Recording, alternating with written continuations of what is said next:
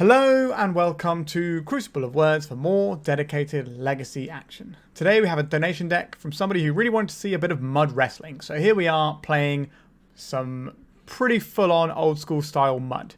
Now mud is basically an archetype where you use all of the sort of good colourless spells and prison pieces to really jam your opponent up, and then you dump some massive things into play using good old-fashioned Metalworker.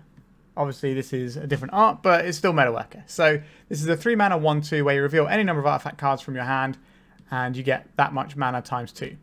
So we can play this, and then the next turn be putting things like Wurmcoil Engine into play, or maybe even Sundering Titan, and giving our opponent a bad time. We've got some prison pieces as our main form of interaction. So that's 4 Trinisphere and 4 Chalice of the Void. That's our sort of main plan for stopping our opponent doing their thing, but also Karn the Great Creator has some options for us at the sideboard, as well as just shutting down opposing artifacts. Fast mana, we got lots of fast mana. We got 4 Ancient Tombs, 4 City of Traitors. We've even got Cloudposts and Glimmerposts. We're not really like what I would describe as a post deck. It's just we're colourless, so you may as well run these, and sometimes they're going to tap for more mana. We are also a Wasteland deck because we have access to Crucible of Worlds out of the sideboard. That's kind of an interesting one. And we have the Vesuva, so we can copy some of our lands that tap for more mana. So ideally, we're going to be looking at trying to play a Chalice of the Void on turn 1, or a Grim Monolith into Trinisphere on turn 1. That's kind of where we're going. The newer card that this deck is rocking out with is the One Ring. You know it, you've seen it everywhere, it wins games. One of the problems that Mud sometimes has is that it can't do enough to win the game sometimes. Like, you strip away some of its pieces, then it ends up with cards stranded in hand when it's trying to cast its like top end stuff. Or you have a load of mana but nothing to put in with it, that sort of thing. And the One Ring is hopefully going to fix that for us and just make sure that we have the gas flowing. And Wurmcoil Engine hitting once is going to gain a 6 life, which is really going to offset a One Ring hit. So that's pretty tasty too. Walking Ballista is also a little bit of interaction, as is the Ugin. We can blow some stuff up, and this is going to be pretty one-sided when we start minusing it, which is rather tasty. Aside from that, we've also got some Lodestone Golems to really add a little bit more prison pressure into what's going on. But that's the most part what the deck's trying to do. Our sideboard is almost exclusively a Karn board because that's just what Mud tends to do. So we've got Spheres of Resistance for more prison-y type stuff, Graveyard Hate in Crypt and Cage, we've got a Needle, Liquimetal Coating for the classic Karn plan, Mycosynth Lattice for the Lattice lock, Spine of Ish Sah. This is to blow some random bits and pieces up. It's basically a tutorable Vindicate, albeit an expensive one. An Ensnaring Bridge if we need to sit and hide behind something. And the Crucible we already mentioned. And then the other cards that we'll actually be boarding in for realsies. We might board in some Graveyard Hate and like Spheres and stuff for real. But the other things we'll be boarding in for actual real is 3 Mindbreak Trap and 2 Surgical Extraction. These are to stop some of the combo decks that sort of ignore the things we're doing and can kill us on turn 1. And that's it. That's the deck. We're going to be doing some mud wrestling and hopefully ruining some people's days where they don't get to cast any spells. Proper magic, as I like to say. Alright, if you would like a donation deck on the channel, by all means reach out. Alternatively, you can join my Patreon. I have a tier there, which gives you a monthly donation deck. Or you can sign up for the lowest tier on there, which puts you into a monthly raffle for a free donation deck on the channel. So, if you've got stuff you want me to play, by all means reach out. With that said, remember to like and subscribe, and let's get wrestling. If you're looking to play Legacy on MTGO like me, why not try Card Hoarder? They're a rental service that I personally use, and I found them better than other rental services that I've used in the past. So why not give them a try? Alright, our opening hand makes a turn 1 Chalice into a turn 3 ring, and then we just keep playing rings until we win the game. That is a pretty fine way of playing Magic the Gathering, to be honest. Windswept Heath, so my initial instinct is Cradle Control. Exploration, okay, we're more on the land spectrum. This is not ideal for us, because they're going to be wastelanding us, and they are a deck that can actually just wasteland all of our lands forever. So we need to kind of make that not be a thing. We are going to play this now because it shuts off our opponents, things like crop rotation. But we need to get to the ring and start tapping it. Maybe we're supposed to jam a Karn. But I think the ring is just going to be better because we could lose a lot of resources at any moment.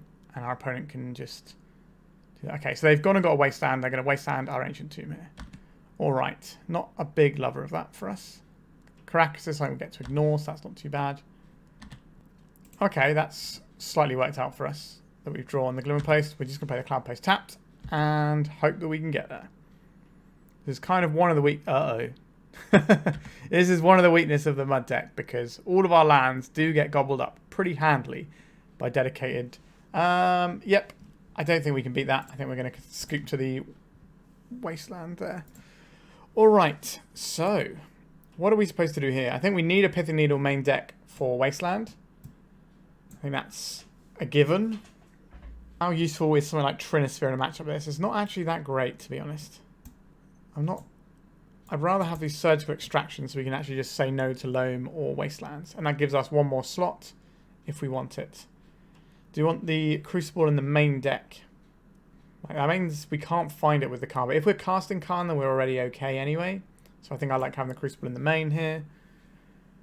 And yeah, I guess we'll rock out like this. But obviously turn 1 Trinisphere is still pretty reasonable against lands, but they can just play a couple of Wastelands or get an Ezra Saga roll in. Okay, we're on the play. What does our hand do here? We have turn 1, Cloudpost, turn 2, Staff or Crucible. I think this is fine. Obviously is a little bit vulnerable to Wasteland, but that's going to be every single hand that we have. This one at least has our answer to opponent Wastelands. Not a big fan of playing just this Cloudpost tapped on turn 1, but I think it is the correct play for us. We're going to see a Wasteland straight up. There's a Savannah. There's an Expiration. Is it going to be into a Wasteland? It's not. Okay, a Thespian Stage, that's fine. Not like fine, but we can live with that. A Glimmerpost. So this means that we tap for 3 mana between these two now. That's actually really handy. It means we don't have to play out our City of Traitors here. And we can just slam this Crucible right now. The Staff of Domination, if we have a Metalworker, should be infinite mana. And infinite activations. And infinite cards. So here's that. So we have Crucible, so we're not worried about Wastelands now. We have the One Ring we can deploy next turn, which should be quite useful. Okay, a Wasteland. They take out the Cloudpost. We're not deploying the Wasteland. The ring next turn. A Rishadan Port. Okay, so they're going to continue the mana denial strategy, I suspect. They've got a Crucible of their own. How are we supposed to beat this? Because they get to play 2 lands a turn and we don't. They're surgically extracting our Cloudpost. I don't care about that one too much. I don't know how we're supposed to break out of the situation we're in right now. So our opponent will be wastelanding us every turn. Like, there's an option maybe where we play the Walking Ballista and just try and have a threat. And so if they're just going to be wastelanding us every turn. But the problem is they don't have to cast any like Life from Loam or anything. They just get to do that every turn. So I think we play the spells we can play. We hope for the best here. But our opponent can wasteland both of our lands away this turn. No, I don't think we can. I think we have one draw here. Maybe, I guess because we have the Surgical Extraction, we might be able to answer the Wasteland at some point. If our opponent's not doing anything, maybe we can get there. We've already got bodied pretty hard in the first game, so we got time to see what happens here. I'm 90% sure we're going to lose this one, but we could draw one of our 2 Surgicals. Alright, so they should just Wasteland us and then Wasteland us. There it is. Crucible of Worlds. What a Magic the Gathering card. We can find the Pithing Needle as well. So we do have some options. An Ancient Tomb. I guess we play the one from the graveyard. We are just going to play this Ballista and at least have some kind of threat on board. So if our opponent doesn't have any action, this can eventually win the game for us. All it will take is 17 turns. Right, so copying the Rishadan Port. So just in case they want to ruin our day a little bit more, tapping stuff down. We're the one who's supposed to be ruining other people's days, and we're getting ruined ourselves. Yep. Wasteland and a Yavimaya. And a Mazabeth. Okay. Mazabeth shuts down our aggressive plan here. What is the strategy here?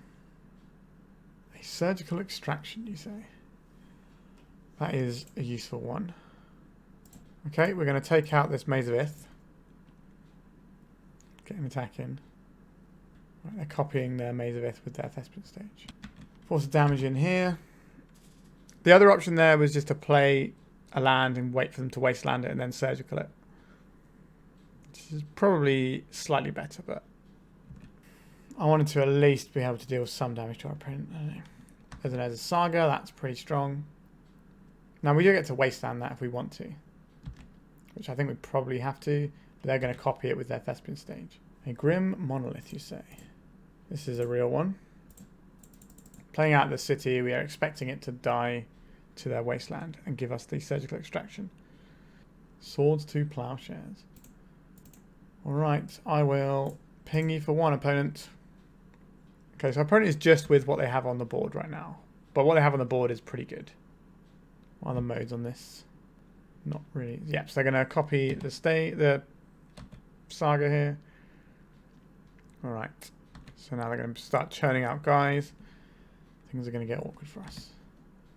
Oh my god. Okay, so now we're definitely dead. Because they have 2, they can do it around surgical extract. So they did that there and didn't give us a window to surgically extract anything. So I think we are just dead there. On to round 2. This hand gives us a turn 2 Karn if we want it, but it costs us a lot. Or we can just play the Cloudpost out and have a lot of mana. I think we're going to keep this and just try and jam like a big... Like, so you can go Cloudpost into Vesuva into Wurmcoil Engine. Or we can go into Karn and then immediately Lattice the turn after. So we've got options. Everything we play is going to be must counter this game. Right, a Brainstorm from our opponents. And a Mountain. Basic Mountain. Right. We'll copy the Cloudpost here. So next turn we'll have 6 mana available. So we can jam a Karn and something out of the Karn once we tutor. Or we can jam Lodestone Golem with 2 mana up. Or we can just try and stick a big Wurmcoil. Alright, our opponent is probably Sneak and Shay. That's the impression they're giving me. Which means I want to play the Karn. So that we can try and get protection against what our opponent's doing.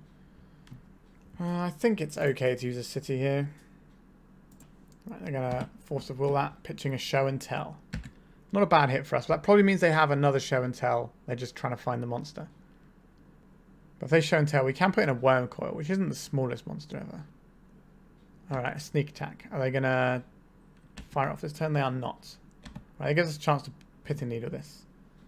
Let's try the Karn out. Make this bigger so I didn't misclick here. Where is our Pithing Needle? There it is. We'll name Sneak Attack. We have 1 mana floating.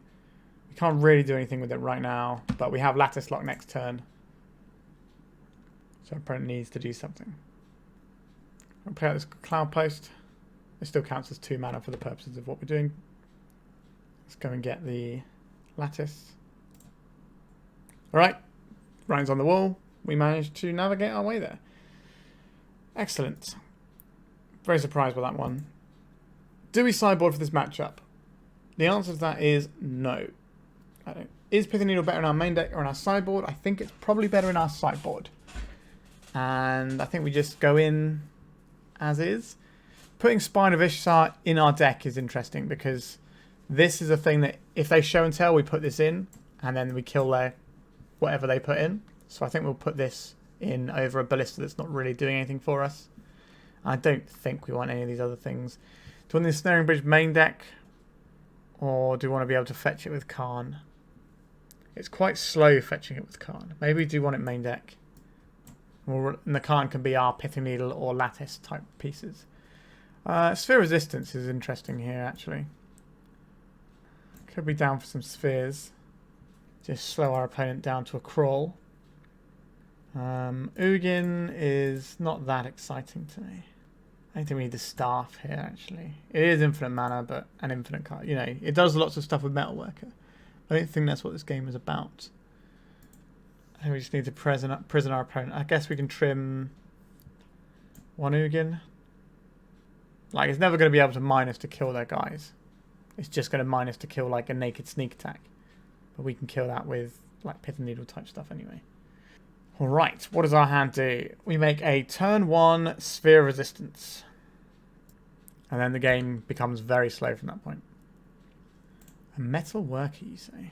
That is interesting to me. I think we still want to try for the sphere here. This will keep us alive for a lot longer.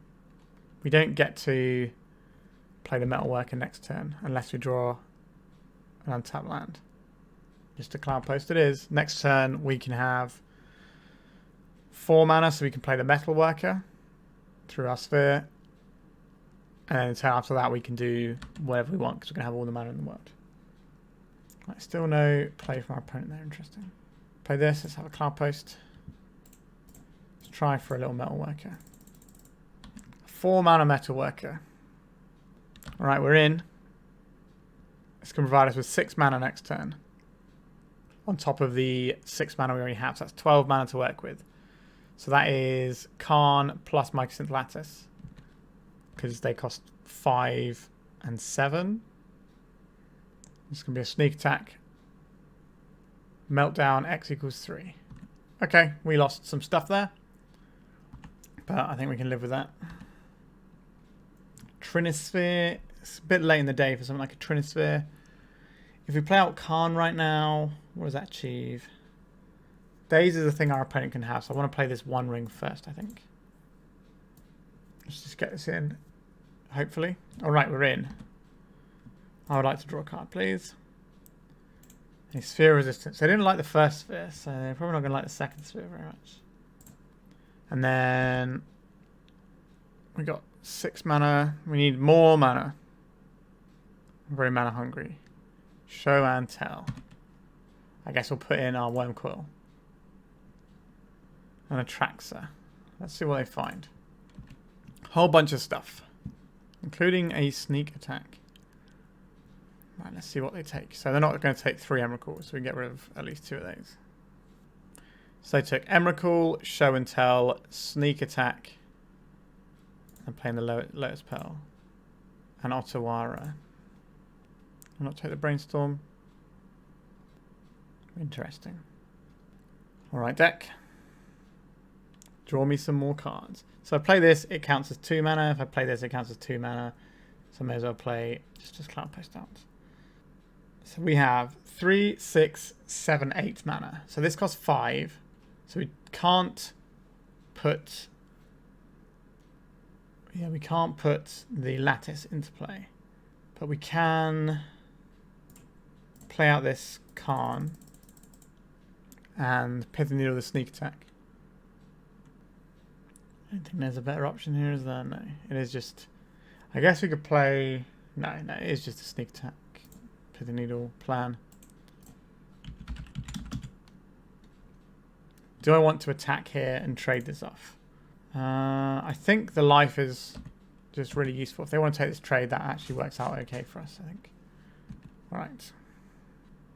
And we're obviously not blocking with the Wurmcoil, so... They're probably going to attack Karn for 7 here. I guess they can Show and Tell for 4 mana. What are we putting in here? Does Trinisphere do anything on this board with what's about to happen? I don't believe it does. We just have more mana. So put Omniscience into play. They still play that through a Trinisphere. Or do they? That costs them 1 mana. Trinisphere would make them cost... I think this goes on last, so that it would cost them... It would still just cost them 3 to put in the Emrakul there. I think that's the way the layers work on that. Because the... this is going to be tough. We don't have the Ensnaring Bridge in our sideboard now, do we? No. Okay. Okay. Alright. The One Ring. We also have this Otawara we have to worry about too. Oh yeah, they get an extra turn, don't they? Yeah, and then they just annihilate us. Okay. Yeah, pretty easy for our opponent there, but we get to be on the play. Maybe I do want the Ensnaring Bridge in the sideboard. I think one of these things comes back in the main. It's probably... Is it an Ugin? It's probably an Ugin. Or is it just a Staff? Sure. Let's kick it old school. I don't think the Staff's that good, it's really, but let's kick it old school. Having an infinite combo isn't the worst in the world. This is a turn 2 Metalworker. Turn 3, 2, 4, 6, 8 mana. So you play 2 Lodestone Golems on turn 3. Is that good enough? It's slow. It is slow. I think we just about keep it, but our opponent's unlikely to try and combo off on turn 1. Alternatively, we can play the Trinisphere on turn 2. That's probably the correct play here. And then wait with the Metalworker. Just taking a turn off of doing something to the board to get our Metalworker for the turn after is a big cost. I would like to draw a Glimmerpost. That would be great. And put us up to 3 mana for turn 2. Just jam these Trinispheres down our opponent's throat and hope that's good. Quite often is. Are we just getting 10-1? No, we are not. Vesuva copying Cloudpost. Is that what I want to do here? I think that's just going to make us too slow here. So it's going to be a Trinisphere into probably a counter spell. But if there are any blue card is like a show and tell, that's good. Oh, Spell Pierce. That's sad. Alright. Not the one.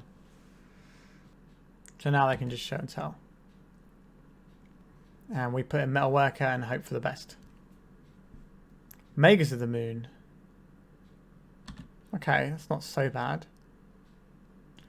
Are we playing the Metalworker now, or are we playing the Trinisphere to slow our opponent down again? They can just cast Show and Tell next turn if they have another mana. If they don't have another mana, this stops them. Interesting. I think I want the Metalworker. Like, the thing we're most scared of is a sneak attack. If they want to do some pondering this turn, that's annoying for us, but it means we can just slam like double Lodestone next turn. Soothing Drifter. Okay. Let's see if there's a Grizzlebrand on top. That would be bad. Oh, Fury exiling a sneak attack. Yeah, this is going to be tough. We can start jamming Lodestone Golems though and have the big things, but if our opponent has something spooky with the Drifter, at any point we just lose. Because that's what that card does, really. I think Lodestone Golem is more profitable than the Trinisphere. 2 mana Ponder. This one's going to cost you more, opponent. Please don't turn into something scary. It didn't turn into something scary. Right, they're going to bash for 2. We have a good clock going here. So let's play this Vesuva. That is not a Vesuva. Maybe we're not supposed to play that straight away because now it doesn't tap for anything if they block with this guy. Let's attack. Yeah, I think that was a mistake playing the Vesuva there. I don't think they're blocking here. No. Alright, let's just play another big boy. Alright, your spells are getting increasingly expensive. A Ponder. So at any point they can just Ponder into an Emrakul on top and kill us. They chose to shuffle their library. Blind Flip? No. Okay. Coming in. Now we've definitely got a chunky selection of stuff going on here. A Wasteland. Right, 1, 2, 3. Let's play the Metalworker. Let's go attacks. Send in the big boys. 1, 2, 3, 4, 5, 6, 7, 8. Is the Trinisphere going to... All their stuff costs 3 anyway. So I think it's better for us if we hold this as mana for our Metalworker. Because it means if we find a Karn, we might be able to shut some stuff down. Please don't flip. Spaghetti Monster. And we have enough life to die here. So that is game over. Right, they did have a few cantrips and stuff. I didn't get on the cantrips. So it was only a matter of time. But yeah, feels a little bit awkward there. Opponent's definitely got some useful tools in this matchup for sure. And we are playing kind of a bit of an outdated list. But then again, Sneaker Show is kind of a little bit outdated these days as well. Alright, onwards to round 3. Our hand makes a turn 1 Grim Monolith into Trinisphere into turn 2 the One Ring. I think we keep this. Get the Trinisphere. Cloudpost. I think the correct play here is actually to Wasteland our opponent. Because they can quite easily have 3 mana next turn if we play a Trinisphere. So I guess our plan now is race to Karn and Crucible and just strip mine our opponent out of this game. Which means we don't want to play the Trinisphere. We want to just play the Grim Monolith And then next turn, we'll have 3, 4, 5, 6, 7 mana, which is enough for Karn plus Crucible. And then we can start cooking with gas and just wasteland our opponent every turn. That is our strategy. Mud on mud violence over here, though. Although our opponent's probably not a mud deck, they're just like a normal Cloudpost deck. This is their first spell of the game, so it gets to be free. Another Cloudpost. Alright, things are getting very posty over there. Well, they've gone for green source. We're going to see an Elvish Reclaimer this turn, I think. Or they're holding up a crop rotation. Okay, so 2, 4, and 3. We don't need that much mana, do we? So we can go 1, 2, 3, 4, 5, 6. That's enough for Karn plus Coating. Which is what our plan is this turn, and then next turn we can get the Crucible. Or the Lattice, if that's where we want to be, and we have the mana for it. Let's use Karn's ability. Get the Liquimetal Coating. Cast the Coating. Pass to our opponent's turn, and then we'll shut off probably their Cloudpost here. Oh, I'm doing a Besage right now on our Coating. That's sad, isn't it? We don't have anything to fetch here. So that's also sad. Okay. So next turn we can get Crucible and just wasteland every turn. And hope that that gets us where we need to go. Which it might do. I'm certainly a fan of wastelanding every single turn. There's the other Cloudpost from earlier. Now a Reclaimer. Sure. This can go get a Paducah Bog next turn. Potentially. Pithing Needle. This is going to name Karn the Great Creator, isn't it? That's an awkward one. It's a big chunk of what we're trying to achieve is going through the Karn here. Our opponent's cards are just being way more efficient at doing stuff than ours are. But we can just dump a One Ring into play and hope that does stuff. Usually does a pretty good job at doing stuff. How are we supposed to beat this Reclaimer? We can ping it down if we want to right now, but I don't think that's... It is definitely a problem, but it's not the big problem we're trying to face. Like next turn they're going to play a Primeval Titan, and that is going to be... Trinisphere does nothing. Yikes. We don't have a way of removing this Pithing Needle. Maybe draw Metalworker this turn. Next turn, go off with the Staff. Another Karn. That's not really where we want it to be, is it? Alright, I think we're not winning this game unless we're drawing a bunch more cards. So let's draw a bunch more cards. Here comes the One Ring. We get protection. That's not really going to be relevant for a while. We can tap this. I don't think we're going to find anything here that we can do with our mana because another dead card. Yikes. At least the One Ring is going to allow us to draw through all these. And the Pithing Needle has already been used on the Karn, so at least we have the One Ring cooking. But our opponent will go over the top of us, which is an issue. The One Ring. Alright, our opponent is also into the super value train. Our Karn at least stops them. I'm surprised they didn't attack our Karn with their Reclaimer there. They need to start chipping that away because their One Ring won't tap until the Karn's off the board. So Karn has actually found a way of doing something. So I'm happy that you're doing something under the needle. Right, I want more cards because more cards is always better. Cloudpost counts every Cloudpost, which means I don't want to play Cloudpost. I think we want to go and we play this guy for a whole bunch. I don't enjoy the amount of life we're paying here, but needs must sometimes. Is our opponent crop rotating here? No, they're not. Okay. So we're going to need to find either another ring to reset or a Wurmcoil Engine. We can tutor for another ring using the Inventors Fair, but our Ancient Tombs are really causing us some issues here. If our opponent finds another green source, they can jam a Titan this turn.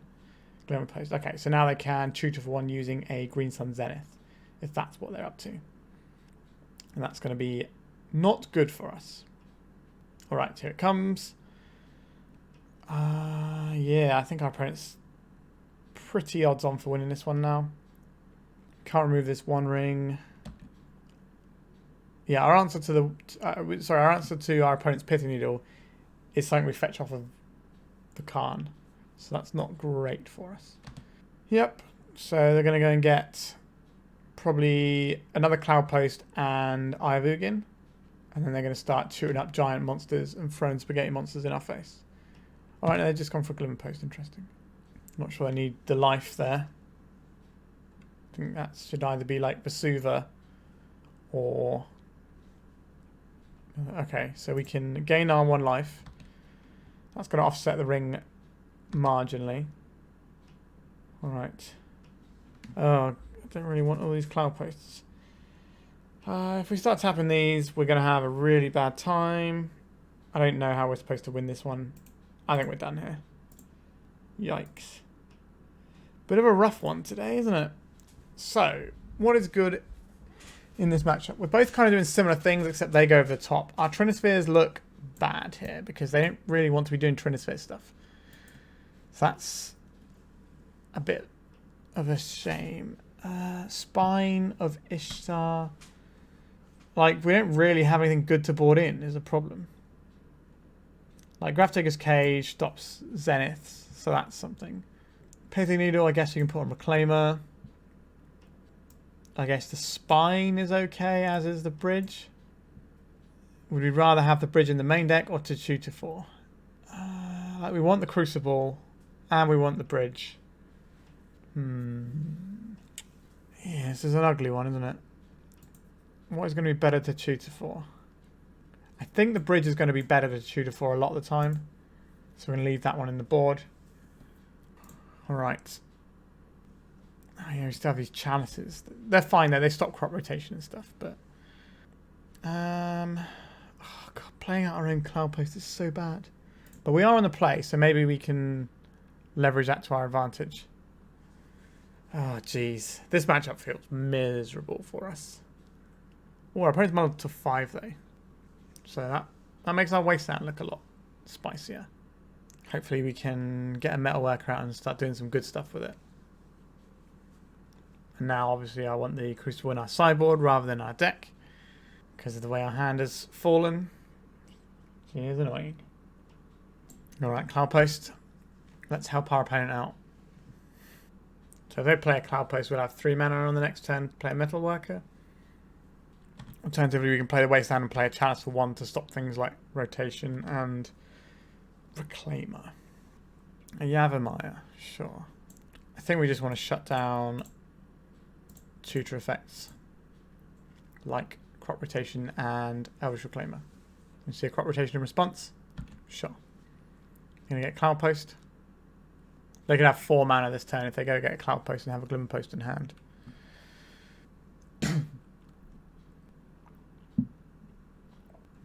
Right, so over to our opponent. A basic forest. And nothing. Interesting. I'm thinking about something over there. A Boseiju. We don't have any lands to get with a Boseiju. Very irritating. So you can play out the Metalworker this turn, which I think is still better here. It just lets us jump more mana for next turn. We could play out a Karn. Or if we played out a Karn... Yeah, actually, if we'd have played out a Karn, that would have been way better. But we can do that all next turn, right? 1, 2, 3. Oh, but if we want to play the Wasteland as well. Yeah, maybe that was a mistake to not play the Karn out there. But if we find another artifact, that's 4 mana. 5, 6, 7. So, okay. Pitch the Primeval Titan to blow up our 2 permanents. Understood. Just very reluctant about having our lands die. Okay. So now we have more mana off of our Cloudpost, but they have more mana off of their Cloudpost. The 1 ring. That is better than the things we're doing right now. However, this means we're going to play Karn and get a Pithing Needle on the 1 ring. This is a 4 mana cantrip for them. That's how we're drawing it up. How much does this cost? Tap 4, let's have a look. It's 3 mana. 4 mana for Karn. This automatically shuts off the 1 ring anyway. But I still think we probably want to Pithing Needle it in case something happens to our Karn. Or do we put the Pithing Needle in the deck? I think we put the Pithing Needle in the deck, didn't we? And we can't get the Crucible off the Karn, can we? We established that earlier. So we get the Liquimetal Coating here. That's the one we want. Play this out. Jam the Coating. Shut off our opponent's Cloudpost in their upkeep. No activated abilities for you, Cloudpost. And then we can start devouring all of our opponent's lands. One by one. We do have Metalworker and Staff of Domination, so we're not a million miles away from assembling the combo, which for the sake of content I'm going to try and achieve. Not sure it's necessarily the right play. Although if we get... Actually, how much does Tab 3? We can just Lattice lock our opponent next turn. That's probably the thing we're supposed to do, isn't it? If we're Lattice lock... Okay, they're using their green mana. I was going to say, if they're Lattice locking, we want to Liquimetal Coating their green source and stop them from having green mana. So this encourages us not to Lattice lock because they get to still have a creature that can then kill our guy. So that's not ideal. How much is tap for? 3, 4, 5, 6, 7, 8. Okay. So we want to blast this Ugin into play whilst we still can and get rid of this Reclaimer, and then we'll Wasteland our opponent with our Liquimetal Coating. Alright, our opponent's had enough. We're going to blast this, then we're going to blow up their Cloudpost afterwards, because if we do it the other way around, this will survive the Ugin. I guess we could always -1. But yeah. We locked our opponent out pretty effectively there. I think we want to do a similar thing again. Maybe we do want this Crucible in the board. Although, think about it, the Liquimetal Coating does the same thing as the Crucible, right? So having one in the main that we can find, and then having one in the board is also fine. Yeah, alright, I'm going to go with my original logic and keep it the way we are now. Our hand is turn 1 Metalworker, turn 2 Prophet. You came here to watch someone tap a Metalworker, didn't you? So I think I'll keep this. Like the Pithing Needle and the Wasteland are both important parts of our plan because we can shut down their thing. Oh, they're already down to 5 cards here. But yeah, like I said, the Pithing Needle and Wasteland are important parts of our plan. And we can rely on the Metalworker for mana rather than anything else. But that does cost us if they have the... Oh, another Metalworker. I think the correct play here, though, is just to Wasteland our opponent. I was going to say, if they have Force of Vigor, it can jam us up. But the reason we take out the Cloudpost, if they got things like Vesuva, they kind of just end up dead cards in hand. Whereas if they have a Cloudpost, they can kind of leverage it with some of their other lands, like the Copium ones. Alright, so they probably have Vesuva in hand. That's what that tells me. Speaking of Vesuva. Right, Grim Monolith. Tap 3. Make a giant mana hole. So this is going to make all sorts of mana for us here. 2, 4, 6, 8 at present. Karn the Great Creator. We'll copy this land. We'll tap this. Reveal 2, 4, 6, 8. We'll cast this Karn. And then we're going to Lattice lock them on turn 3. Boom! We got a match. So I thought this matchup would be quite sketchy, but I guess the fact we are a Wasteland deck and also have the Karn sort of sinkhole plan is really good. But our opponent did mulligan to 5 twice for us to win that round. So we got a little bit fortunate, but that's the winds of magic for you. Alright, let's go to round 4. So our opening hand for this round is turn 2 Lodestone, turn 3 Lodestone, Prophet. Is turn 1 do nothing good enough though? We have a lot of lands, our opponent's mulligans. I think we can do better than this. Like, we're on the draw here, so that's going to be like giving our opponent 2 free turns. Alright, this is much better. We can go turn 1 Metalworker, and then turn 2 Ugin probably. Keep this. What goes away here? Is it a 1 ring or is it... I think it's probably the Ugin. Double 1 ring is fine because we'll probably want to play the second one at some point. And if the first one gets countered, then we have a backup. Underground Sea. Delver of Secrets. Okay. A Mishra's Bauble. Yeah, looking at the top card of our library. Is it an exciting one? It's quite an exciting one. Alright, we are very much in with this plan, but let's see if it gets us there. Well, I think I can't spelling our Grim Monolith, are they? Not enjoying this pause, our opponent appears to be. Alright. Let's go for it.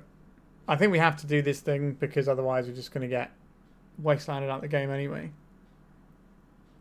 Alright. They probably have a removal spell for this. If not, we get to add 6 mana and put the One Ring into play and untap our Grim Monolith. That's a pretty good turn. However, I imagine our opponent has something to say about this. They know we have the One Ring, so maybe they're just saving their counterspell for the One Ring. Brainstorm, sure. So their Delver's almost certainly flipping next turn, depending on how they're prioritising the way of playing this matchup. Because they might want certain tools in their hand that means that they need to put something so the Delver doesn't flip, but usually they should be able to flip the Delver next turn. No second land, okay. Happy about that one. Right, let's reveal this and try a One Ring.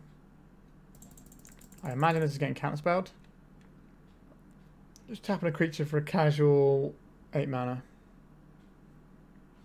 Oh wow, we're in with it as well. Alright. So we can play out a Trinisphere here because they missed their land drop. Alright, a Force of Willingness, sure.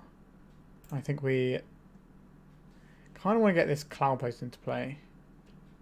Just thinking, because if we untap the Grim Monolith right now, that's quite handy. Since we have this mana floating. We don't have quite enough. This is 4 to untap. If we play this, we lose our City of Traitors. No, I think we're supposed to... Are we supposed to pass here?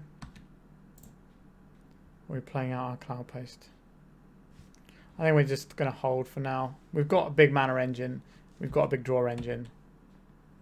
Like, we can cast 4 drops on our turn even without the old Metalworker. Right, our opponent was Brainstorm locked last turn. Feels like they're going to be Brainstorm locked this turn too. They got 1 more shot at finding... No, 2 more shots at finding what they want. Found a Wasteland. Like, you can do that. We have a lot of mana tied up here. Alright. Let's see what this turn holds for us. This One Ring can find us more mana, which can then find us... Oh, Karn's pretty tasty. Draw some more cards. Finds more artifacts than it... Oh, wowzers. Alright, let's reveal some spells. 8 of your finest manas, please. Play out Karn the Great Creator. Let's play out Lodestone Golem. This is probably going to be attacked by the Delver, so I think we just want to plus this, no targets. We could play out the Grim Monolith.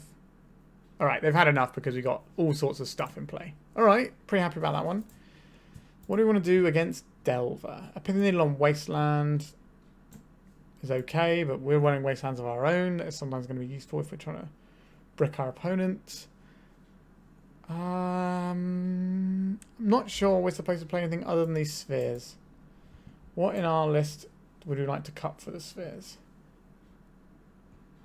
Staff is sadly the one that's got to go there, I think. So we've got the sphere, and what do we want for the other spheres? Ugin. Ugin can certainly shred a bunch of things. And Karn is obviously great too. The Metalworker doesn't feel amazing. And it's probably going to eat a lot of removal. But if it doesn't, it's like lights out. So maybe it is just one of the top end bits, and we'll bring in this sphere. This opening hand is not really playing Magic, so we're going to mulligan. Yikes, this one's worse. I guess we keep this one. So what are we doing here? I think we put back the city, and we're probably putting back the Vesuva. And just trying to go curve Cloudpost into Glimmerpost and Trinisphere, and we have 2 goes at the Trinisphere. And that should hopefully keep us safe for a while until we can draw out. I don't think we're wastelanding here. Maybe we're supposed to, but we're on far fewer resources than our opponent. This land might have to be a mana source in the near future. Now, if we get a Trinisphere and start wastelanding, that's going to be a different kettle of fish. Right, get a Glimmerpost going. Let's try this. I don't think it's going to resolve, but this is bait for our second one. Or for the ring. So we can try Trinisphere into Trinisphere, and then if that doesn't work, we can then ring after our opponents used all their resources on this. Just for the hard cast days? It is. I would love our opponent to miss a land drop this turn. A Brainstorm. Seems unlikely they're going to miss a land drop. So I think this time we play out the Wasteland, put the Trinisphere on the stack, see what happens. We can pay for days using the Wasteland. If Trinisphere resolves, we can always smash one of our opponent's lands and possibly take them off of spells altogether for the next turn if our Trinisphere resolves. If our Trinisphere doesn't resolve, then next turn we play the one ring around days. Right, to play the land. We see a threat here. We are, a Delver, sure. I like the Lodestone Golem too. But let's go for the Trinisphere. What do you think about this, opponent? You a fan or not a fan? Right, we got a Panic Brainstorm afterwards. That's always nice to see. If this resolves, we Wasteland. If it doesn't, then we don't. That's how we've drawn this one up. Alright, a Force of Will. We're working out what to pitch to it. This means our one ring is very likely to resolve at this point, and we should be able to bury our opponent in cards. Pitching and Force of Negation, sure. Alright, pass the turn over. Like I said, we're not using this Wasteland. We're going to use it to pay a round of days. Although if our opponent... Yeah, well, our opponent would probably pitch a days to their Force of Will if they had one there. But I think it's still better to have the extra mana. It means that we can draw a soul land if they Wasteland our Cloudpost and still be able to play the one ring. Let's go Murktide. Feels like a Murktide. There it is. So we want to jam ourselves the one ring here, buy ourselves a little bit of time and hopefully find an answer to what's going on here. Not that we have many answers to resolve Murktide, but we got some. Karn does find an answer to it. Go for the one ring. One card in hand, opponent. I don't believe you have a counterspell for one card. Right, we're looking for more mana, so we're definitely tapping this. Right, don't have an Orcish Bowmasters in hand, so that's nice. So how much mana have we got there? 3, 4, 5 mana. We need another 2 mana to deploy the Ensnaring Bridge. Obviously, Ensnaring Bridge in the One Ring is a bit of a weird combo, but we're just trying to keep this Murktide region at bay. We can take 3 from the Delver without losing too much sleep about it. Also, if they play another land out, we can Wasteland one of their lands to stop them casting a Force of Will, but now they've tapped it. That's not going to be a hard cast thing that we have to worry about. They did not shuffle the library with the Ponder. That's interesting. Right, so we found some fast mana. I think we're still drawing some cards with this. This is a Bowmasters. I'm going to be very sad. It is a Bowmasters. Alright, that is not great for us. They're going to get to ping us a bunch and make their guy bigger. But we can make their guy... Okay, so we have an answer to Bowmasters. Opponent's got one card in hand here. Right, so we play this out. Cast this guy. Go and get ourselves an Ensnaring Bridge. This will stop the Murktide from attacking, unless the last card in their hand is a Daze. Alright. And we can tap the one ring to make their Orc army bigger, so it doesn't attack us. But that would allow them to ping the Karn. The Karn is going to die here, but it's going to do some work for us. And we can ping off their Bowmasters with our what is this, a Meltdown for 4? Okay, go to your main phase and then cast your Meltdown for 4. Or for 3, sorry. Yikes, that's a pretty good rip. Yeah, I can see why they kept off that Ponder. This is 7, 8, 9, 10, 11, 12, 13, 14, and then the one ring kills us on our turn. Yep. Okay. I don't think we need to do anything differently here. And we just go back in, but being on the play is really big in this matchup, because we can play a Sphere or a Chalice on turn 1. Alright, what does this hand do? This hand makes a turn 2 ring or Karn. I think we want the prison element, so I'm going to mulligan. This hand is worse. Where are all of our prison to pieces? I've got 10 of them. I think we are mulligan this. sad as that is. Alright, this is much more like the sort of hand I wanted. We keep this. We get rid of the Ugin. And we have to decide if Trinisphere or Lodestone Golem is where we want to be. I think Trinisphere is going to be better for us a lot of the time. Now, this hand doesn't really go anywhere. We're going to need to find some action. Now, our deck's got a reasonable amount of action, so it's not a completely outlandish thing to be trying to draw here. But a Delver deck can definitely just be shut off by Chalice. We know they have Meltdown as well, which is obviously a pain. But alright, so we're in with the Chalice. And then next turn we can drop the Trinisphere. And then we can Wasteland our opponent out from under our own Trinisphere. And then hopefully they don't get to play Magic. That's what we want. Right, we found some action. This could go into a daze, but that'll set them back a turn where they're not doing anything. But if they don't, then it's probably lights out for a little while on their part. Yeah, this is going to be a daze here. I can feel it. Sure, I think we are right to go for it there. It's just such a haymaker, and this has set them back to a turn where they don't get to play any spells again. Because 1 mana spells, it's not for them right now. Over to us. A Chalice for 2. Just keep shutting them off with different spells here. Shuts off our own sphere. But that's fine. Like, while these Chalices are in play, that's pretty good. This will shut off basically everything in our opponent's deck outside of Meltdown and the Murktide region. They can cast spells into the Chalice to fuel their region. A Wasteland, sure. Not firing it off. We're doing a firing our upkeep. I think we leave this in hand for the purposes of Metalworker down the line. Maybe we'll end up with a Chalice on 3 in this game as well. It's just going to be a Meltdown for 2. We've got a land. Could well be. Yeah, they haven't had to cantrip for this, they've just got it. It's a little bit frustrating, but that's the power of the Delver decks, really. A City of Traitors. We could play a Wurmcoil Engine into daze. Or we could play this Chalice of the Void on 1 and then try next turn. But they have the face-up Wastelands. This is kind of our spot to go if we want to play the Wurmcoil. Right, they didn't daze our other things earlier. That might be just because they knew they were going to be melting down. But if this sticks, this should be the biggest thing going on. They had a Force of Will, so whatever we're doing, we're never getting that through. Okay. Yeah, our opponent's draw has been phenomenal. They haven't had to cantrip for anything, so our Chalice didn't really do anything. They just had the answer to it and the answer to our follow-up. So, a bit awkward. And now they can start deploying threats. Probably Wasteland our Ancient Tomb here, would be my guess. So if we play a land, we lose our city.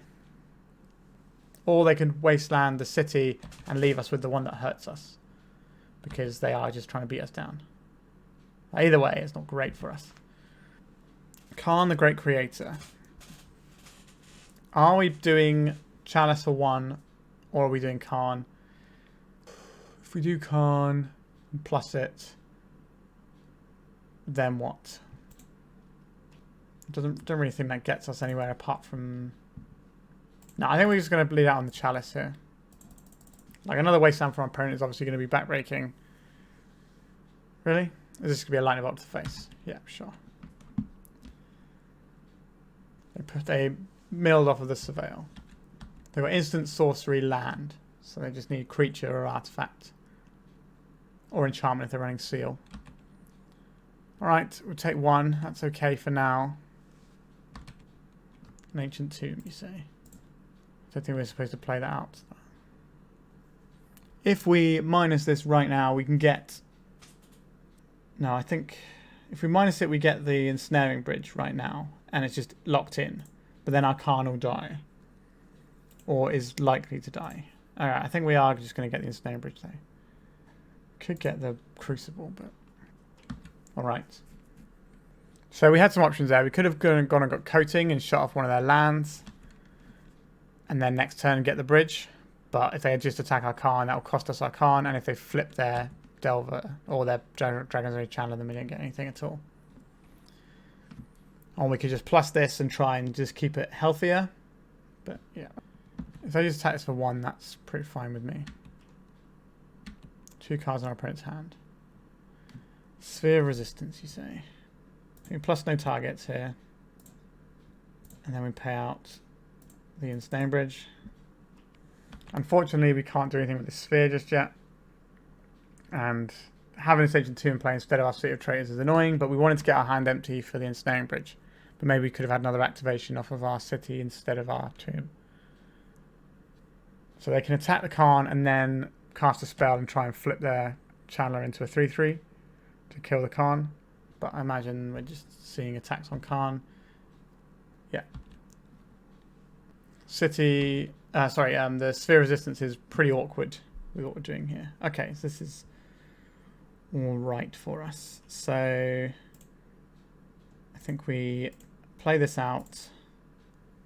Tap this for the Sphere. And we can Wasteland our opponent out of the game underneath the Sphere. But that'll take a few turns.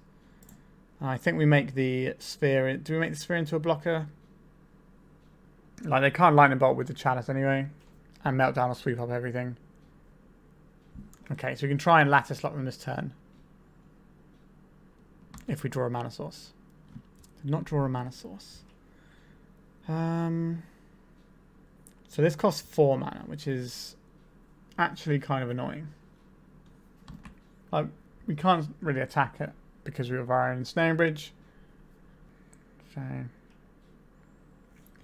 what we're doing now, we're looking for minus. We need to draw a mana source so we can minus the Karn. Get some. Are we going to see? We're going to see here like Bowmasters just ping for 1. No, they're just fetching lands out of their decks. They have less lands in their deck. Interesting. So I want to play the Crucible and start strip mining our opponents with our Wastelands. That is the plan. An Ancient Tomb, okay. Can do stuff with this. Let's minus this. We can just Lattice lock here, actually. That's probably the correct thing to do, isn't it? 1, 2, 3, 4, 5, 6. Cast a Lattice. Oh, we need 1 more, don't we? So we have to take another 2 life if we want a Lattice lock. These Ancient Tombs are not free. They've got counter spell for this. Hard cast Force of Will. It is. Okay. They put a card on top of their library. So that's probably a Meltdown. That's probably game over. I think we are right to go for the Lattice there. The Ancient Tomb damage is a lot, though, but... Okay, it wasn't a Meltdown. The One Ring.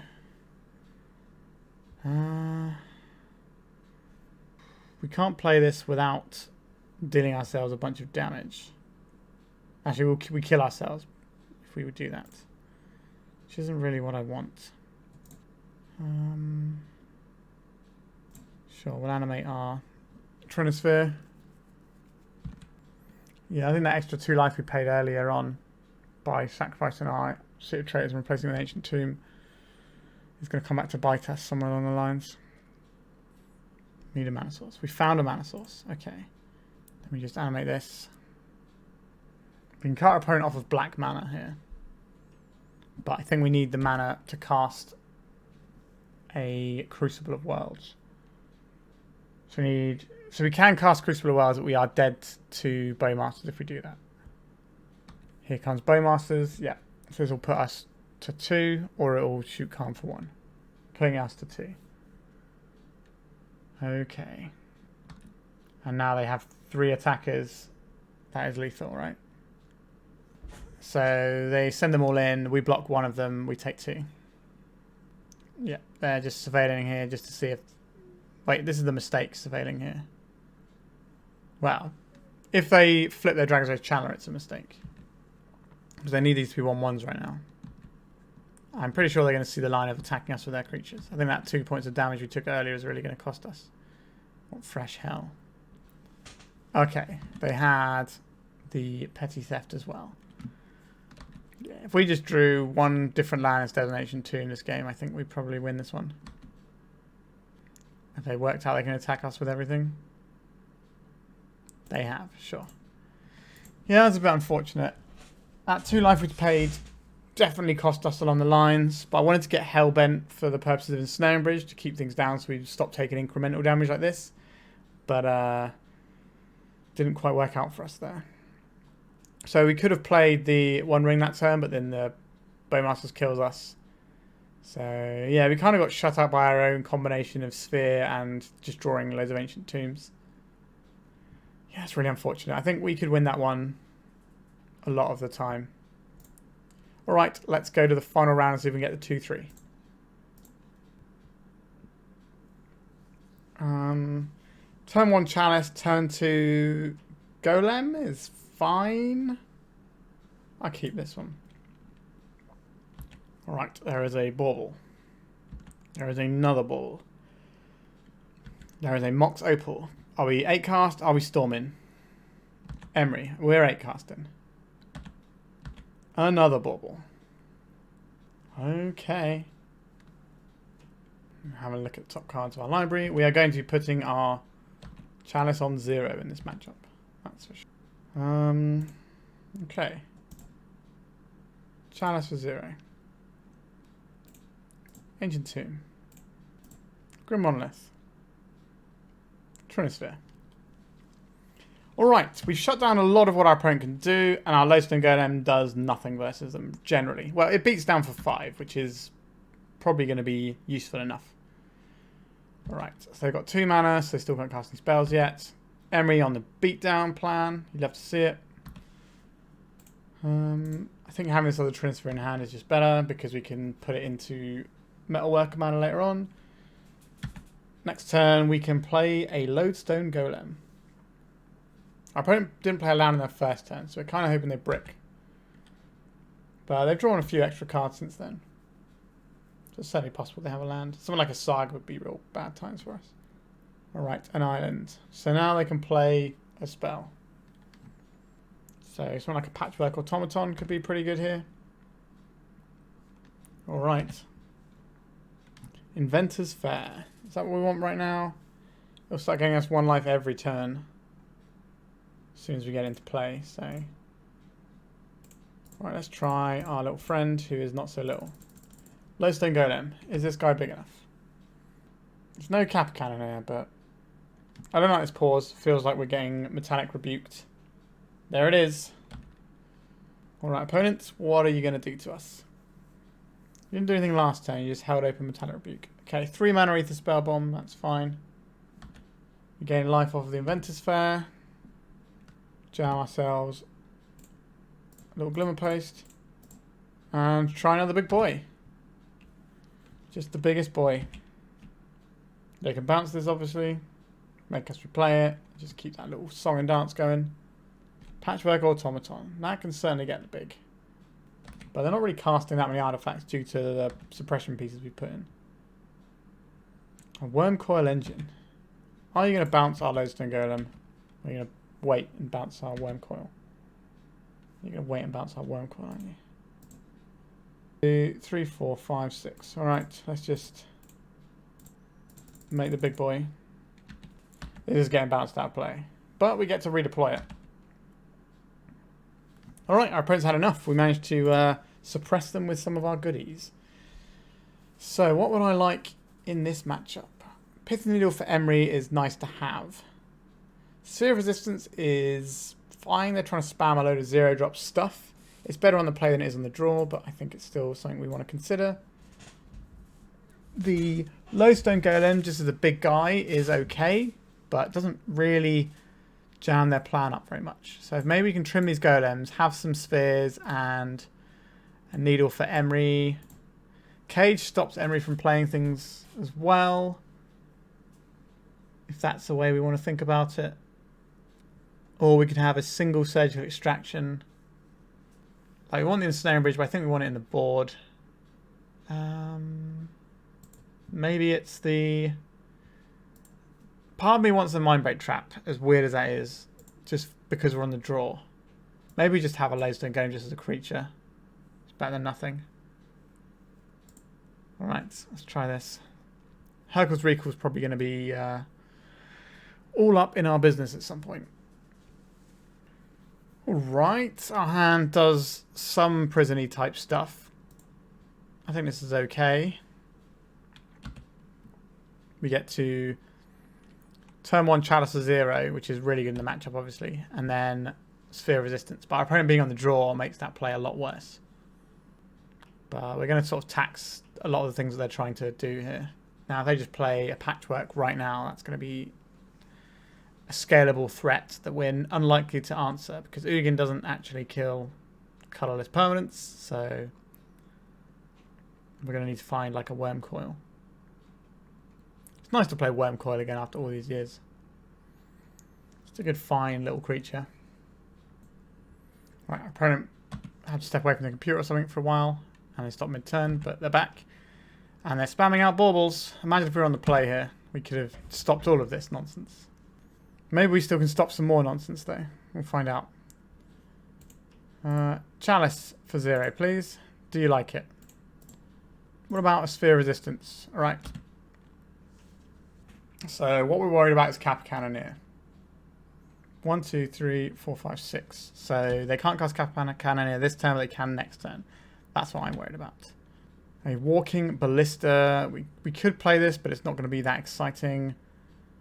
We could Vesuva, an Ancient Tomb. We could just play an Ancient Tomb. If we're trying to get to Karn mana next turn, we probably just do need to play the Ancient Tomb. I don't think we're playing out a Walking Ballista for 1. Our opponent's going to play Cap Cannoneer next turn. That's probably going to be lights out. We need to get our Karn up and running and get this Ensnaring Bridge going.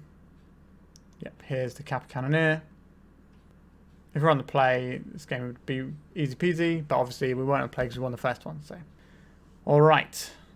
Oh, no. Oh my god. Accidentally passed through my turn there. I think that's lights out for us right there. I don't know how to turn off, because if you just do the pass until your opponent does something, it's not the same as doing the yield through turn. That's really annoying. Alright, so play this, gain 1 almighty life. So we could have played like a Metalworker last turn. So we play a Metalworker this turn and it survives a turn. How much mana does it make? 2, 4. So that's 4, 5, 6, 7, 8, 9 mana. That's enough to play the thing and maybe empty our hand of some other stuff. I think we play the Metalworker out. Oh wait, we need to play 4, don't we, because of our own thing. This also means we're playing out the Chalice for 1 now to get our hand empty. Yep, our opponent should have relatively telegraphed why we're doing that. So they should understand that that's because we're trying to remove cards from our hand. Or put cards in our graveyard, but given this sort of deck where it's probably remove cards from our hand. A Hull Breacher. So this is pretty close to lethal. Also, getting rid of that Chalice is annoying because it's one of the bits of mana we need for our Metalworker, but at the same point we need to empty our hand, otherwise the Ensnaring Bridge isn't going to be good enough. So, yikes. Otawara bouncing our guy. Yep, so this is, yeah, we can call it a day here, I think. I think we'll come back from that. Alright, so let's just be on the play and have a better time. I don't think passing through that turn actually ended up making a difference. Maybe it did, but their hand was pretty stacked. Let's go in again. If we can just have a similar hand to last time, it'd be on the play, then that'd be great, because our opponent just never gets to play Kappa Cannoneer then, because they don't get to play 4 spells on turn 1. Alright, hand. Be good. Turn 2 Karn. I think that's that exciting, is it? A turn 2 Karn or a turn 2 One Ring? Is that exciting? We do have an answer for Urza's Saga, though, which is one of the things they would keep their hand on the strength of. Sure, I think the ring is very strong here. Maybe we're supposed to mulligan to Prison Pieces, but I think ring is just so strong. It will find us all the pieces we need. And if they go like Emery on turn 1, then we can go turn 2 Karn, Pithing Needle. on the Emery. And that's pretty strong too. So we kind of have the Urza Saga shut off. We have the Emery shut off. There's like 2 engines. And the Kappa Cannoneer. Our opponent's gone to 5. That's not unhelpful for us. If they go for a Kappa Cannoneer line, that's going to be difficult on 5 cards, to be honest. So I think we're doing okay here. Let's smash down this Grim Monolith and pass. Ancient Tomb. Patchwork Automaton. Yep, patches is pretty good. A Lotus Petal to grow patches. Yep. A Bauble to grow patches. And they're going to sacrifice a Bauble. They've seen our Karn. Another Grim Monolith, you say? I would like to put the One Ring into play. Let's draw a card. A Wurmcoil Engine. That's a large gentleman, isn't it? I think we play out the Wasteland here and then use our leftover mana for the Monolith. Next turn we get to play Wurmcoil Engine, and that should be bigger than a lot of the things our opponent's up to. Alright, there's an Urza Saga. We're going to Wasteland that as well. Patches getting bigger. Patches is not bigger than Wurmcoil. Well, not yet, but it's not going to be long until it is. But Wurmcoil always trades up. That's the whole point of the card. Right, you can draw some card. It's our turn to draw a card with our One Ring. Sphere Resistance, Vesuva, Cloudpost. So we need to take out the Urza Saga. And that leaves us with 5 mana. We can't make it more than 5 mana here. I think that is still better than... Yeah, I think we do this. And we just play the Cloudpost here. We can jam the Sphere Resistance. That gives us 3, 4, 5, 6, 7 mana next turn, which is enough for a Wurmcoil. I think that's worth doing. We're going to take a big hit off of patches this turn though. But then the Wurmcoil starts to roll in. Another one of those. Okay. Not a massive fan of that. Okay, One Ring, you are certainly impacting our life total in a very real way. Let's play this. So 3, 4, 5, 6, 7. So you can just play this out and take 2. I think that's what we have to do here. Grim Monolith is like mana neutral right now. Right, so we're going to take 2 from our One Ring. And then I guess we want to take 3 from the One Ring and tap it again. So we can try and find an answer. I guess we do just have Wurmcoil attacking. But then we're going to have to deal with patches. Because that's going to come back and swing for a lot. I don't think this patch is attacking here. Are we drawing more cards and putting ourselves to 1 life? What does that achieve for us? I think we do it. So it's to 1. And we go to attacks here. Bash away for a bunch. So this comes in. Oh, and then we need the Wasteland as well. So this is 1 mana, 2 mana, 3 mana, 4 mana. So you can play Staff, but we can't untap our creature with it.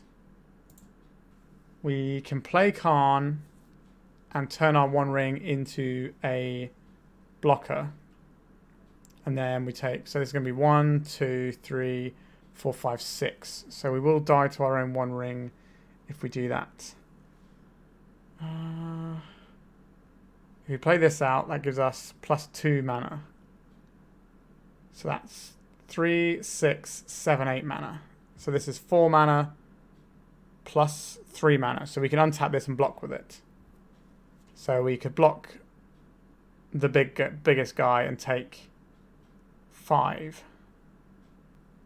But then we gain 6. So we blank this attack, we take 2, then we take another 3. I think that's the line we're going for here.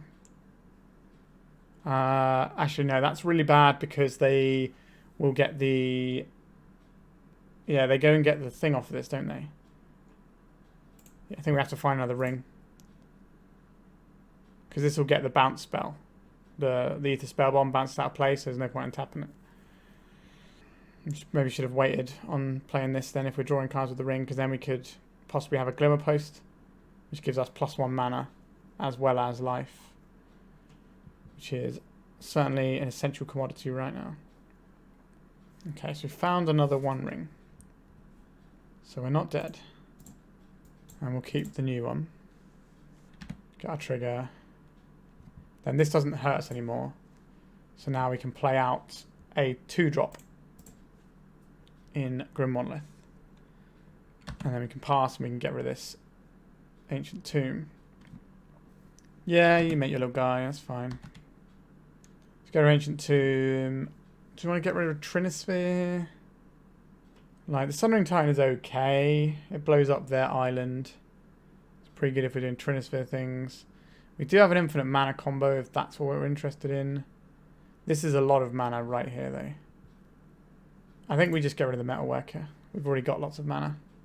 We don't need infinite mana. And maybe you do need infinite mana and infinite draws, I don't know. Yep, so we're going to see another construct here. We're no longer dying to our own ring. And we do have a very gassed up hand. But we can get the Ether, Spell Bomb, and bounce our Wurmcoil out of play. But we've got, what, 3, 6, 9. If we play the Vesuva, that's 4, 8, 12 mana. 13, 14, 15 mana. 16, 17 if we include the Ancient Tomb activations. That's a lot of mana. So we could Karn into Ensnaring Bridge. Alright, so Karn solves the Haywire Might problem anyway. Right, we have no counters on our ring. So if we play this out as a copy of Cloudpost. This is loads of mana, isn't it? Right, so we get this guy. Get the Ensnaring Bridge, play it for 4, have 3 mana left over. Which we can do staff stuff with, I guess. Or are we going to smash the island? Have we got enough mana for that? 3, 4, 5, 6, 7, 8. So we'll be 1 mana shy. Alright, our opponent's had enough. Oh, Karn was good with all that mana.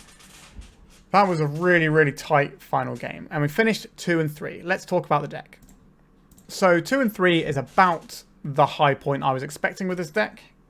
I thought if we got a 3-2, it would be, like, not necessarily a miracle, but it would be based on getting some very fortunate matchups where we can just play a prison piece and it's game over.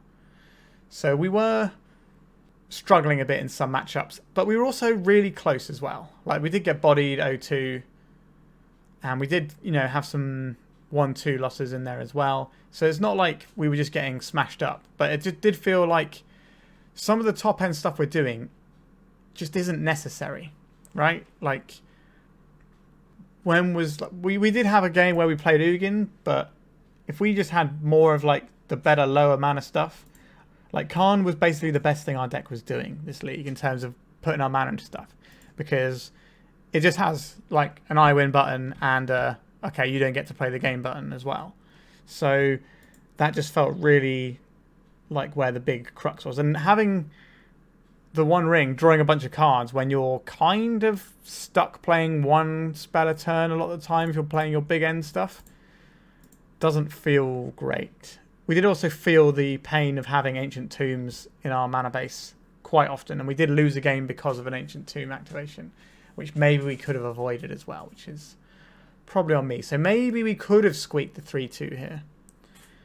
What I will say is I've played a different mud deck that I've played on the channel twice now that I think I've gone 8-2 with over 2 leagues, or 7-3. So, you know, like pretty reasonable results. And that one is a little bit different. It's more aggressive, and it was running like, what's it called? Crystalline Giant, which I don't think is the best thing in that slot.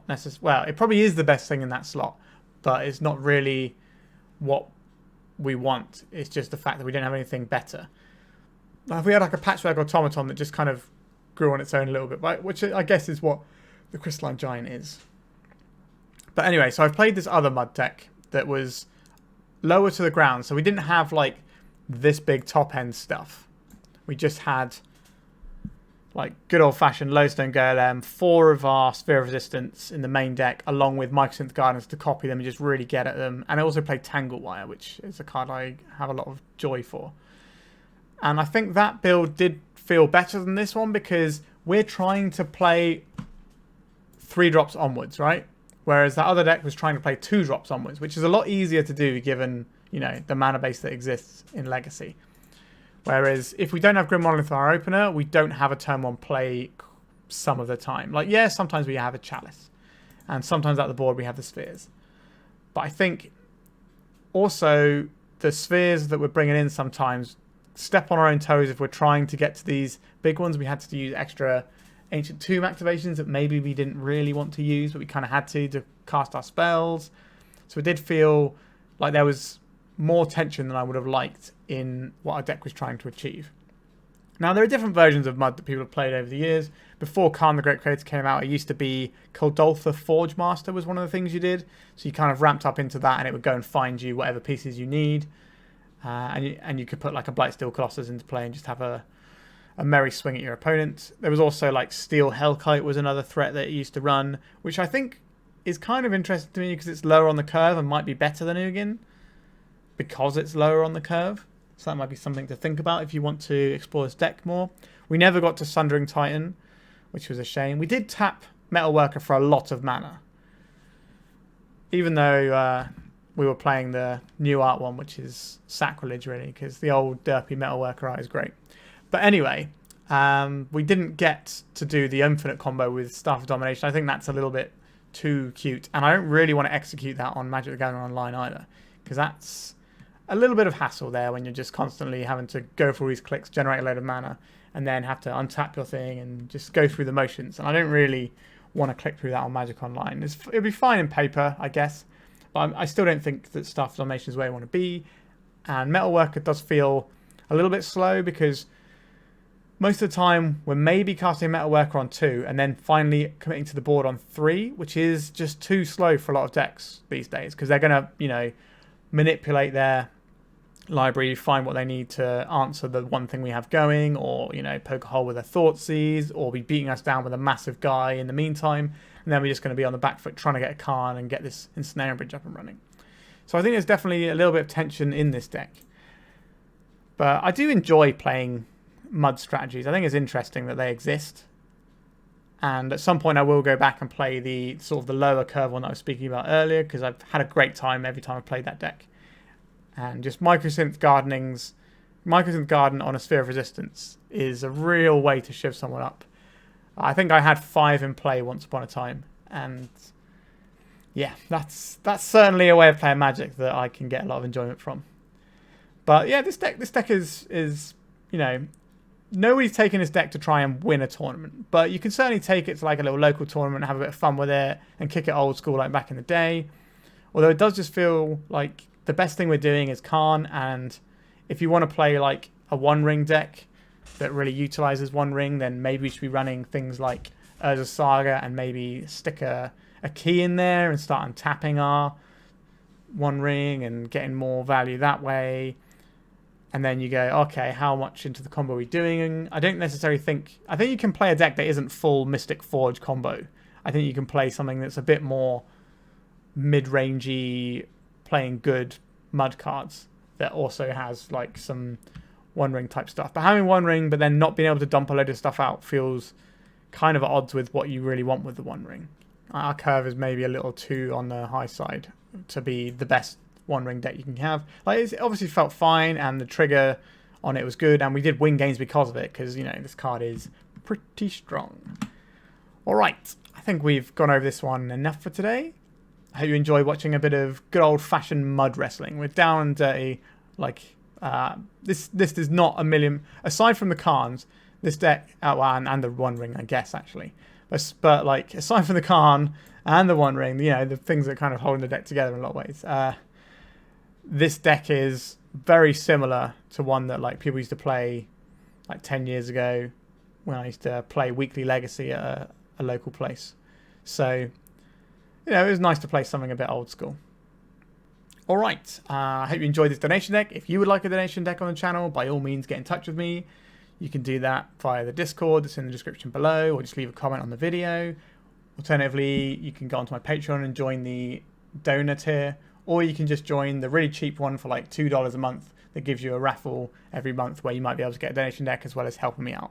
And I really appreciate people who support me financially, and I really appreciate people who support me just by watching my content as well. And my content will always be, like, all my videos will always be free. I'm never going to do like advanced watching or anything like that because I'm not that sort of person. That's just not really how I like to do my stuff. Bit of a communist at heart, as you probably guessed. So I don't mind a bit of money to try and help me pay some bills, but all my content will be available for everyone, so don't you worry about that. All right, my little late night ramblings over. Remember to like and subscribe, and just thank you again so much for watching the channel, and all the lovely comments you leave really means a lot to me as well. So thank you once again, and goodbye.